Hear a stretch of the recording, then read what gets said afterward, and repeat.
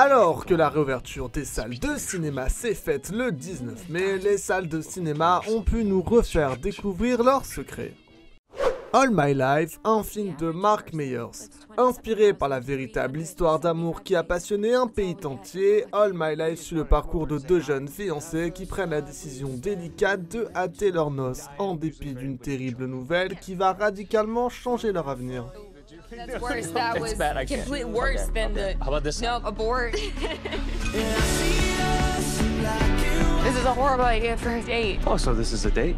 No. Move in with me. I will kick you out if you suck. Chacun chez soi, un film de Michel Larocque. Catherine et Yann sont en couple et amoureux depuis de nombreuses années. Mais depuis que Yann a quitté son boulot, il s'est pris d'une passion pour les bonsaïs. Une passion dévorante qui prend beaucoup de place aux yeux de Catherine, qui se sent quelque peu délaissée.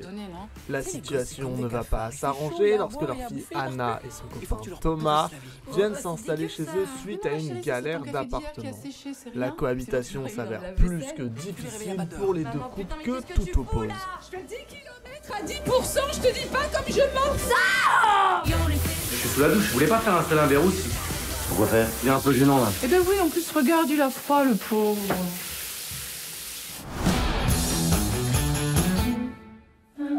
Petite Maman, le dernier film de Céline Sciamma. Nelly a 8 ans et vient de perdre sa grand-mère. Elle part avec ses parents vider la maison d'enfance de sa mère, Marion. Nelly est heureuse d'explorer cette maison et les bois qui l'entourent, où sa mère construisait une cabane. Un matin, la tristesse pousse sa mère à partir. C'est là que Nelly rencontre une petite fille dans les bois. Elle construit une cabane, elle a son âge et elle s'appelle Marion. C'est sa petite maman. Tu viens m'aider? Je t'avais jamais vu avant.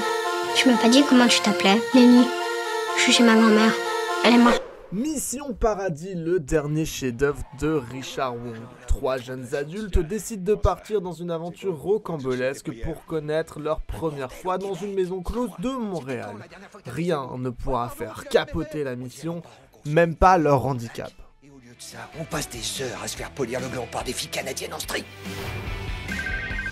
Merde, c'est mes parents. Jette-le, sinon ils vont le retrouver. Bon, toi aussi. Je balance mon Jette-le, téléphone. dépêche-toi. Ma mère connaît la tienne. Jette ce portable tout de suite. Parfait, tu Mets-toi. l'auras voulu. Tu fais quoi là? Je jette ma carte SIM. Billie Holiday, une affaire d'État, le dernier film de Lee Daniels. Billie Holiday est sans contester l'une des plus fascinantes icônes du jazz. Mais derrière sa voix légendaire se cache une femme dont le combat acharné pour la justice a fait d'elle une cible des plus puissants des pouvoirs. En 1939, Billie Holiday est déjà une vedette du jazz new-yorkais quand elle entonne Straight Fruit, un vibrant réquisitoire contre le racisme qui se démarque de son répertoire habituel. La chanson déchaîne aussitôt les controverses et le gouvernement lui intime de cesser de la chanter. Billie refuse, elle devient alors une cible à abattre.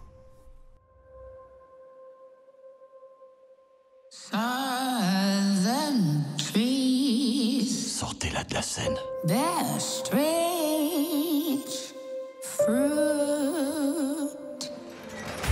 Des hommes, c'est un chef-d'œuvre de Lucas Belvaux. Ils ont été appelés en Algérie au moment des événements en 1960. 2 ans plus tard, Bernard, Rabu, Février et d'autres sont rentrés en France. Ils se sont tus, ils ont vécu leur vie. Mais parfois, il suffit de presque rien, d'une journée d'anniversaire, d'un cadeau qui tient dans la poche pour que 40 ans après, le passé fasse irruption dans leur vie de ceux qui ont cru pouvoir la nier. Il a toujours été comme ça. Une famille de fous, ça qu'on est. Il nous a même pas présenté sa femme. Il était tellement jeune. Fou furieux, rigide. Et passons tout de suite au coup de cœur de la semaine. C'est sans aucun doute Playlist de Nin Antico. Sophie a 28 ans, elle aimerait être dessinatrice. Mais ça serait tellement plus facile si elle avait fait une école d'art. Elle aimerait aussi trouver l'amour, mais ça serait tellement plus facile si elle vous sautait aux yeux. Elle multiplie les expériences amoureuses et professionnelles. Prendre des coups, beaucoup, en donner, un peu. C'est ça, l'apprentissage. Dans sa tête, tourne en boucle du Daniel Johnston qui chante que l'amour véritable finit bien par vous tomber dessus. Mais Sophie se demande s'il dit vrai. T'as déjà mis un coup de boule à quelqu'un? Faut taper avec le haut du crâne. Tu vois, je t'avais dit de prendre plus d'élan. Alors attends, c'est quoi les premiers trucs à faire? Les Séminaristes, c'est le dernier film de la semaine de Ivan Ostrovsky. En Tchécoslovaquie, au début des années 1980, le régime communiste muselle l'église. Deux jeunes séminaristes devront choisir entre la soumission à la police secrète ou une fidélité à leurs convictions qui pourrait bien leur coûter la vie. Pašujeme zakázané knihy zo západu. Posielame cez kurierov správy do Vatikánu. Informujeme o zločinoch režimu proti veriacim. Chlapci vám veria. Dekan to nezvláda. To, čo sa deje u vás na škole, nie je dobré ani pre vás, ani pre nás. Musíte situáciu upokojiť. Inak budú